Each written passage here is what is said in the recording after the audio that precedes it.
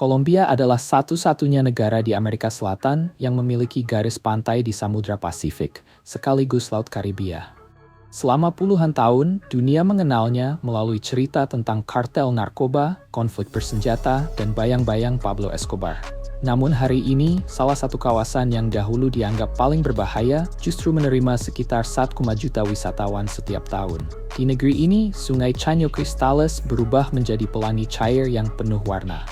Jauh di pegunungan Ciudad Perdida, kota yang hilang, tersembunyi di kawasan pegunungan pesisir tertinggi di dunia. Tempat keturunan masyarakat Tairona masih mempertahankan kehidupan mereka hingga sekarang. Dari perempuan yang kerap disebut sebagai salah satu yang paling menarik di Amerika Latin, secangkir kopi pagi dengan harga kurang dari 90 sen Amerika Serikat, hingga semut yang benar-benar disajikan sebagai makanan, semua ini adalah sisi Kolombia yang mungkin belum pernah Anda lihat. Apa yang terlintas di pikiran Anda ketika melihat sebuah sungai memancarkan 5 warna sekaligus? Tulis angka 1 di kolom komentar jika Anda penasaran dengan rahasia di balik fenomena tersebut. Sah Medellin. Pada awal dekade 1990-an, Medellin memiliki reputasi yang sangat kelam. Kota ini pernah berada di posisi sebagai kota paling berbahaya di dunia. Pada 1991, tingkat pembunuhan di Medellin mencapai sekitar 381 kasus untuk setiap 100.000 penduduk. Pada 2024, angkanya merosot menjadi sekitar 14.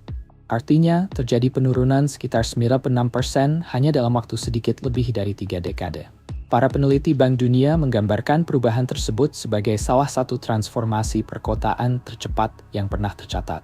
Salah satu simbol terbesar perubahan itu adalah Comuna 13. Dahulu, bahkan pengemudi taksi enggan memasuki kawasan ini karena masalah keamanan. Sekarang, lereng-lerengnya dipenuhi mural berwarna cerah, pertunjukan hip-hop, dan aroma empanada yang baru digoreng dari berbagai sudut jalan. Pada 2011, pemerintah kota memasang 6 eskalator luar ruang yang membentang sejauh 3,4 meter di lereng bukit. Perjalanan mendaki menuju rumah yang sebelumnya membutuhkan sekitar 40 menit dapat diselesaikan hanya dalam 6 menit. Proyek tersebut kemudian meraih penghargaan Habitat Dunia pada 2016, sementara konsep serupa mulai direncanakan di Rio de Janeiro dan Lima. Pada 2024, Comuna 13 menerima sekitar 1,2 juta pengunjung per tahun dan masuk dalam jajaran 10 destinasi wisata teratas di Amerika Latin. Dari sisi pengenalan merek wisata di media sosial dan berbagai layanan pemesanan tur, namanya bahkan mulai disejajarkan dengan Machu Picchu di Peru dan patung Kristus Sang Penebus di Brasil. Pada 2019, bekas kediaman Pablo Escobar dihancurkan dan digantikan dengan Taman Memorial Inflexion untuk mengenang para korbannya. Dalam skala nasional, Perjanjian Damai 2016 membuka babak baru. Sekitar 8,5 juta korban kini telah diakui secara resmi. Sementara program senilai 4,5 miliar dolar Amerika Serikat membantu petani mengganti tanaman ilegal dengan kopi, kakao, dan nanas. Jika perubahan Medellin sudah mengubah pandangan Anda tentang Kolombia, berdasarkan berikut New System Tours Sordo lebih sulit dipercaya. Sungai 2. Pelangi cair dalam kawasan Serranía de la Macarena, di sisi timur pegunungan Andes, terdapat sungai bernama Caño Cristales. Selama sekitar 60 hari setiap tahun, sungai ini menampilkan 5 warna sekaligus, merah, kuning, hijau, biru, dan hitam, dalam bentangan air yang sama. Masyarakat setempat menjulukinya pelangi cair. Di kedalaman sekitar 20 cm, tumbuhan air kecil bernama Macarenia clavigera menghasilkan warna merah terang yang terlihat semakin menyala ketika terkena sinar matahari. Warna kuning dan hijau berasal dari organisme mikroskopis yang menempel pada bebatuan. Sementara warna biru sebenarnya merupakan pantulan langit pada permukaan air yang sangat jernih. Bebatuan kuarsa hitam yang terlihat di dasar sungai merupakan bagian dari batuan dasar Perisai Guyana, yang diperkirakan berusia sekitar 1,6 miliar tahun. Macarenia clavigera hampir tidak tumbuh di tempat lain di dunia. Itulah salah satu alasan mengapa pemandangan Caño Cristales nyaris tidak mungkin ditiru di tempat lain. Waktu untuk menyaksikan fenomena ini juga sangat terbatas. Periode terbaik biasanya berlangsung antara Juli dan September. Dari Desember hingga Mei, kawasan taman ditutup sepenuhnya karena kondisi ketinggian air tidak lagi ideal. Pengunjung wajib didampingi pemandu berizin. Untuk mencapainya, wisatawan harus terbang menuju bandara kecil di La Macarena, dan kawasan tersebut hanya menerima sekitar 200 pengunjung setiap hari. Paket perjalanan selama 3 hari dari Bogota biasanya berharga sekitar 400 hingga 600 dolar Amerika Serikat. Pada April 2025, sebuah ekspedisi yang dipimpin Institut Humboldt bersama Smithsonian melaporkan penemuan 17 spesies baru hanya dari satu bagian negara ini. Apakah Anda pernah datang ke tempat ini dan menyaksikan langsung fenomenanya? Ceritakan pengalaman Anda di kolom komentar. 3. Kejutan Kolombia. Kolombia memiliki banyak kebiasaan yang sulit ditemukan di negara lain. 3 contoh berikut mungkin cukup untuk membuktikannya. Yang pertama adalah Tejo, olahraga nasional resmi Kolombia yang diakui melalui Undang-Undang Kolombia Nomor 614 pada tahun 2000. Akar permainan ini dapat ditelusuri sekitar 500 tahun ke masyarakat asli Muisca. Setiap pemain melempar cakram logam seberat sekitar 680 gram menuju sasaran tanah liat yang berada kurang lebih 20 meter jauhnya. Pada 4 bagian sasaran terdapat bungkusan kertas kecil berisi bubuk mesiu yang disebut mecha. Mengenai salah satunya menghasilkan 6 poin, bersamaan dengan ledakan kecil yang benar-benar nyata. Minuman bir hampir selalu hadir saat permainan berlangsung. Menariknya, sekitar 30% pemain Tejo reguler saat ini adalah perempuan. Kejutan kedua datang dari makanan. Hidangan ini bahkan dapat ditemukan di restoran berbintang Michelin di Madrid dan Brussels. Rasanya sering digambarkan menyerupai kacang hazel panggang dengan sedikit sentuhan asam, sementara kandungan proteinnya berada di kisaran 50 hingga 60%. Namanya Hormigas chulonas atau semut berpantat besar. Nama ilmiahnya adalah Atta laevigata. Semut ini hanya dipanen selama sekitar 8 minggu dalam setahun, tepat ketika musim penerbangan perkawinannya berlangsung dari akhir April hingga awal Juni. Masyarakat asli Guane di wilayah Santander telah mengumpulkannya selama lebih dari 500 tahun. Harga 1 pon dapat mencapai 40 hingga 60 dolar Amerika Serikat. Jika dibandingkan berdasarkan berat, nilainya bahkan dapat melebihi kaviar Iran. Kemudian ada Santa Cruz del Islote, yang disebut sebagai salah satu pulau dengan kepadatan penduduk tertinggi di dunia. Luasnya hanya kira-kira setara 2 lapangan sepak bola, tetapi dihuni lebih dari 247 orang. Kepadatan tersebut menjadikannya salah satu permukiman terpadat di planet ini. Wisatawan asing hanya diperbolehkan tinggal maksimal selama 1 minggu. Lebih mengejutkan lagi, tidak terdapat kehadiran polisi di sana. Menurut warga setempat, mereka terkait karena bertuti kejahatan. Bahkan sebuah permukiman kecil yang penuh manusia di atas laut. Apa versta nemu? 4. Perempuan Kolombia. Ketika orang membicarakan perempuan Kolombia, pembicaraan biasanya dimulai dari penampilan, senyum mereka, irama langkahnya, dan rasa percaya diri yang mudah terlihat di berbagai plaza di Cali maupun Cartagena. Namun hanya menilai dari permukaan, berarti melewatkan sisi yang jauh lebih menarik. Menurut peringkat 2024 dari Perhimpunan Internasional Bedah Plastik Estetika, Kolombia merupakan tujuan operasi plastik terbesar keempat di dunia, setelah Brasil, Meksiko, dan Amerika Serikat. Wisata medis sendiri menghasilkan sekitar 400 juta dolar Amerika Serikat setiap tahun. Sebuah panduan budaya pada 2025 menyebutkan bahwa sekitar 75% perempuan Kolombia menilai rasa hormat, kebaikan, dan ketepatan waktu lebih penting daripada hadiah mewah. Terdapat pula pandangan tradisional yang telah berusia berabad-abad bahwa perempuan mencerminkan semangat perawan Maria. Dalam lingkungan keluarga, mereka sering digambarkan terampil dan sopan dalam berhubungan dengan orang tua maupun suami. Budaya di sini merupakan perpaduan antara tradisi dan modernitas. Perayaan ulang tahun ke-15 atau quinceañera secara tradisional dapat melibatkan misa gereja penuh, gaun mewah, serta 11 gadis pendamping yang disebut quinceañeras. Namun saat ini, banyak keluarga memilih perjalanan akhir pekan sebagai pengganti pesta keluarga besar. Tulis angka 1 di kolom komentar jika menurut Anda perempuan Kolombia menarik. Denyut Kolombia. Di Kolombia, terkadang Anda dapat mendengar suasana sebuah kota, bahkan sebelum benar-benar melihatnya. Di Cali, musik salsa dapat mengalir keluar dari jendela rumah sejak pertengahan pagi. Di Medellin, suara akordeon dan alat musik tiup memenuhi udara Agustus. Sedangkan di Barranquilla, selama 4 hari penuh setiap Februari, seluruh kota seolah berubah menjadi panggung raksasa. Perayaan itu adalah Karnaval Barranquilla, yang pada 2003 diakui UNESCO sebagai warisan budaya lisan dan takbenda. Setelah Rio de Janeiro, festival ini disebut sebagai karnaval terbesar kedua di dunia. Pada 2024 saja, sekitar 1,5 juta pengunjung datang dan menghasilkan kira-kira 80 juta dolar Amerika Serikat dalam pendapatan langsung. Lebih dari 3.000 kelompok tari yang dikenal sebagai komparsas ikut tampil. Perayaan bahkan memiliki seorang raja bernama Raja Momo yang hadir pada hari pembukaan. Pada hari terakhir, terdapat pemakaman simbolis tokoh bernama Joselito Carnaval yang menandai berakhirnya pesta. Di Medellin, acara terbesar adalah Feria de las Flores atau Festival Bunga yang berlangsung setiap Agustus.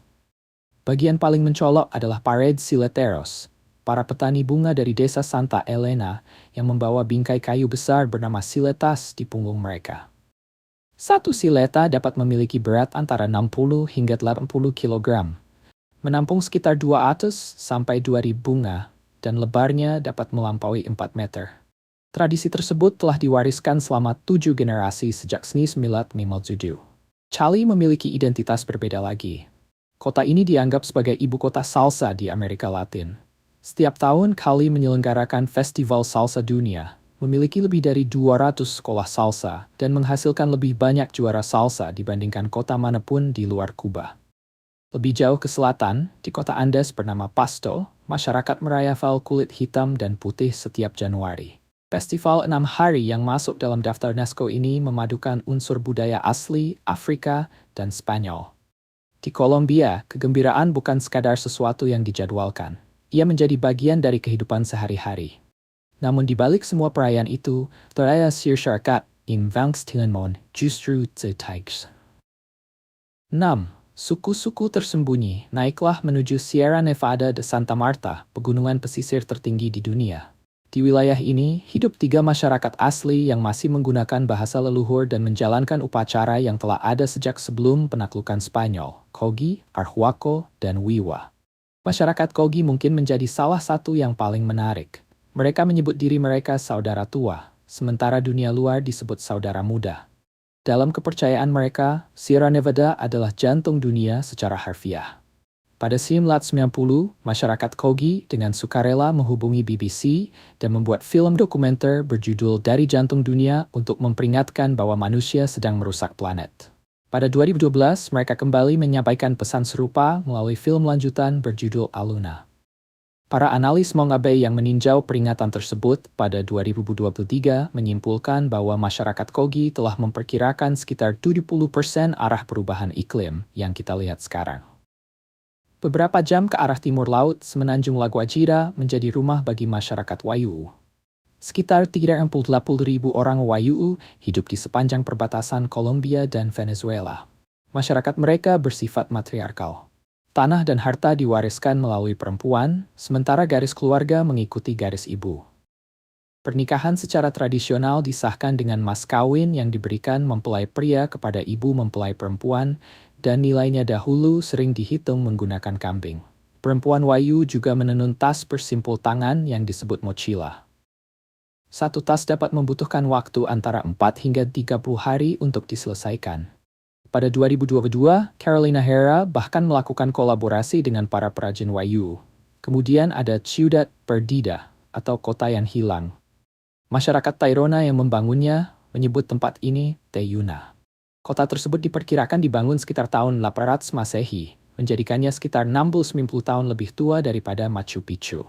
Sekitar tahun 1900, tempat tersebut ditinggalkan setelah berbagai penyakit yang dibawa bangsa Spanyol menyebar ke kawasan pegunungan. Kota ini kemudian tersembunyi hingga ditemukan kembali pada 1972. Mencapai Teyuna bukanlah perjalanan sehari yang mudah. Wisatawan harus menjalani perjalanan kaki selama 4 hari dan 3 malam menembus hutan sejauh sekitar 46 km. Pada tahap terakhir, mereka harus menaiki sekitar 1.200 anak tangga batu kuno. Biayanya berkisar antara 400 hingga 600 dolar Amerika Serikat per orang. Pada 2025, sekitar 18.000 pendaki menyelesaikan perjalanan tersebut. Dan setiap September, seluruh kota yang hilang ditutup karena masyarakat Kogi, Arhuako, dan Wiwa mengadakan upacara pribadi yang tidak diperbolehkan untuk disaksikan dunia luar. 7. Makanan Kolombia. Masakan Kolombia memang jarang berada di posisi teratas daftar kuliner dunia. Namun negara ini memiliki salah satu kebudayaan makanan paling berlapis, sangat regional, dan sangat lokal di Amerika Latin, dengan harga yang juga relatif murah. Kita mulai dari bandeja paisa, yang sering dianggap sebagai hidangan nasional tidak resmi. Hidangan ini berasal dari wilayah Antioquia di sekitar Medellin dan dapat digambarkan sebagai sebuah gunung makanan di atas satu piring. Isinya terdiri dari kacang merah, nasi putih, daging sapi cincang, cicaron, telur goreng, pisang raja matang, irisan alpukat, dan roti pipih jagung tebal bernama arepa. Dahulu, makanan inilah yang biasa disantap para petani sebelum bekerja seharian di perkebunan kopi. Bergeraklah ke dataran tinggi Bogota dan perubahan iklim langsung memengaruhi menu.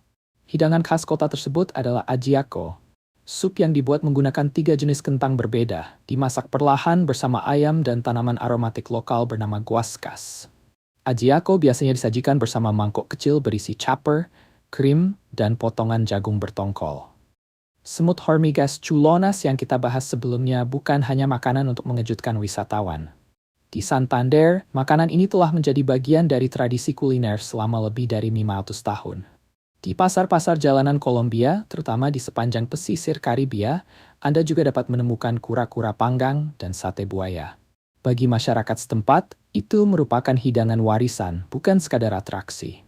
Keajaiban sebenarnya dari kota-kota Kolombia justru dapat ditemukan pada makanan jalanannya. Empanada, arepa berisi keju, hingga potongan buah segar dapat dibeli dengan uang yang sangat sedikit. Menurut pembaruan Numbeo pada 2024, makan siang jalanan biasanya berharga sekitar 2 hingga 4 dolar Amerika Serikat, tergantung kotanya. Pada 2025, Lonely Planet juga menempatkan Kolombia di antara 5 negara terbaik di Amerika Latin untuk makanan jalanan.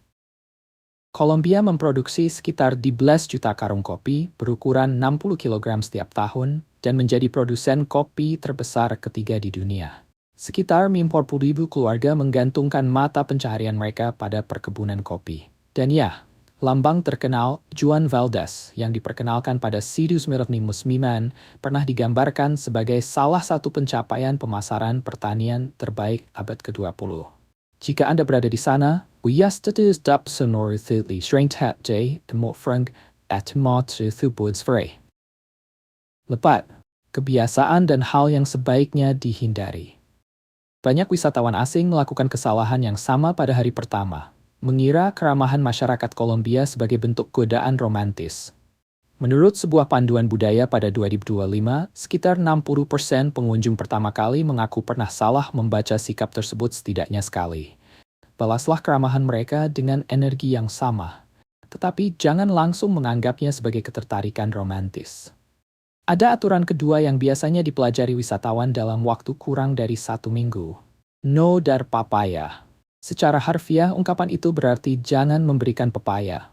Namun makna sebenarnya adalah jangan memberikan kesempatan kepada orang lain untuk mengambil keuntungan dari kelengahan Anda.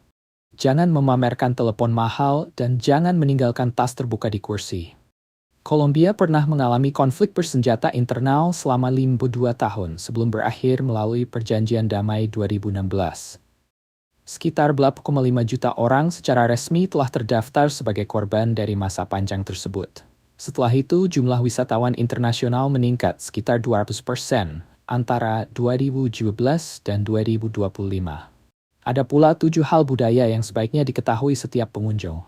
Pertama, jangan membandingkan Kolombia dengan Meksiko. Kedua, jangan memotret masyarakat adat tanpa izin langsung. Ketiga, jangan memasuki gereja dengan mengenakan celana pendek, termasuk bagi pria. Keempat, ketika berada di kawasan Andes, jangan menyerahkan hadiah dengan tangan kiri. Tangan kanan dianggap lebih sopan. Kelima, jangan menjadikan toko paling terkenal dari dunia kriminal Kolombia pada dekade 1990-an sebagai bahan lelukon ketika berbicara dengan warga Medellin. Keenam, jangan memberikan tip lebih dari 10%. Ketujuh, ketika berada di Bogota pada malam hari, jangan memanggil taksi kuning secara sembarangan dari pinggir jalan. Gunakan Cabify, Didi, atau Uber, layanan yang juga digunakan masyarakat lokal. Jika pembicaraan mengenai masa lalu Kolombia membuat Anda lebih berhati-hati, bagian berikutnya menunjuk kontras yang sama mengejutkannya dari sisi ekonomi. Dua realitas dalam satu blok. Bayangkan duduk di atap bangunan di Medellin sambil menikmati espresso buatan khusus dengan harga hanya $2 Amerika Serikat. Satu blok di bawah, seorang pedagang jalanan mendorong gerobak kayu berisi irisan mangga dan berharap penjualannya hari itu cukup untuk membayar sewa. Inilah Kolombia. Dua kehidupan ekonomi yang sangat berbeda dapat berdiri hanya beberapa menit berjalan kaki satu sama lain. Dengan nilai tukar sekitar 4.000 peso Kolombia untuk $1 Amerika Serikat, daya beli pengunjung asing pada 2026 masih terasa sangat tinggi. Makan siang lokal biasanya berharga $2 hingga $4. Kamar hotel butik di Medellin rata-rata sekitar $40 hingga $55 per malam. Perjalanan singkat menggunakan Uber melintasi kota berkisar $8 hingga $10. Dan secangkir kopi segar dari biji satu daerah tertentu masih dapat ditemukan di kedai lokal dengan harga kurang dari 50 sen. Menurut indeks biaya hidup terbaru dari Numbeo, biaya hidup Medellin berada di kisaran 30% dari New York. Hal tersebut memperkuat citranya sebagai salah satu pusat kota besar paling terjangkau di Amerika Latin bagi wisatawan internasional.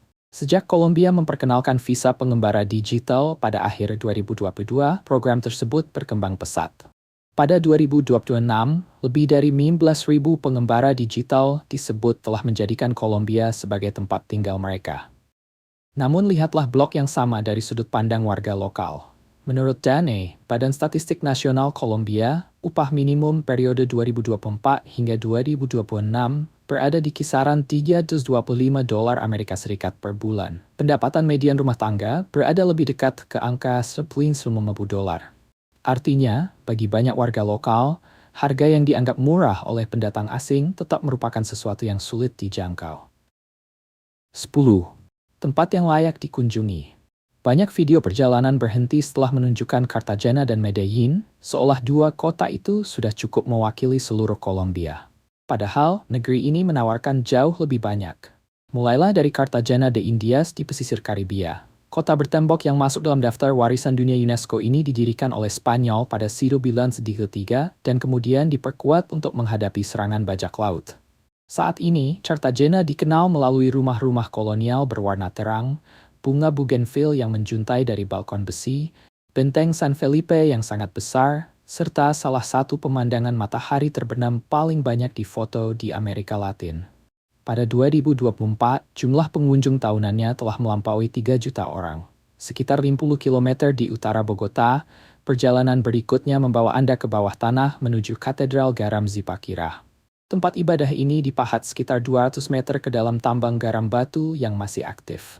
Luas kompleksnya sekitar 8.500 meter persegi dan mampu menampung hingga 8.000 orang. Di dalamnya terdapat 14 kapel kecil yang mewakili jalan salib. Salib setinggi 16 meter di bagian tengah, secara resmi dicatat Guinness World Records sebagai salib bawah tanah terbesar di dunia. Kemudian terbanglah sekitar 20 menit dari pesisir menuju Pulau San Andres, sebuah cagar biosfer UNESCO yang dijuluki Laut Tujuh Warna. Air di sekelilingnya benar-benar menampilkan berbagai tingkat warna biru tergantung kedalaman dan tupan terumbu karang. Sekitar 70.000 penduduk pulau tersebut sebagian besar merupakan masyarakat Raizal, komunitas Afro-Karibia yang menggunakan Creole Inggris, Spanyol, dan Inggris sebagai bahasa resmi. Di bagian tengah Kolombia terdapat segitiga kopi atau Eje Cafetero, yang pada 2011 ditetapkan UNESCO sebagai bentang budaya warisan dunia. Lebih dari 24.000 perkebunan kecil masih memetik kopi Arabica secara manual.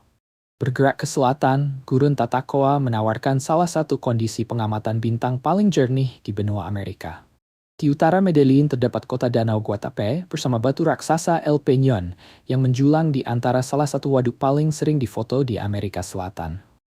Rumah-rumahnya terkenal karena panel relief rendah penuh warna yang disebut zócalos.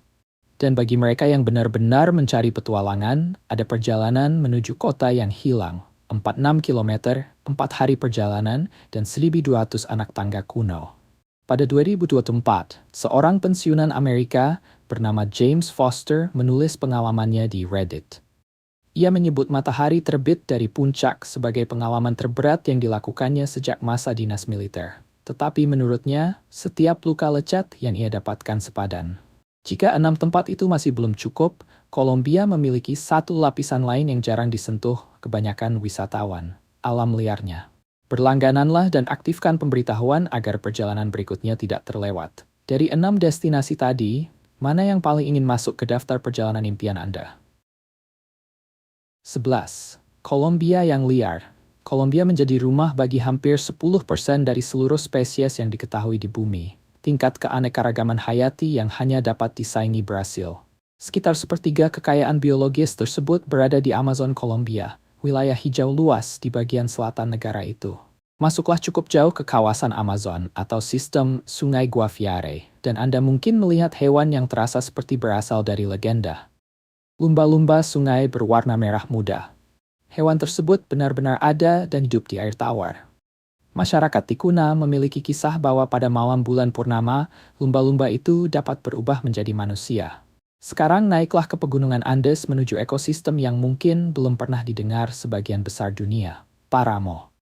Sekitar 50% dari seluruh ekosistem Paramo di planet ini berada di Kolombia, dengan luas kurang lebih 2,9 juta hektar lahan basah dataran tinggi.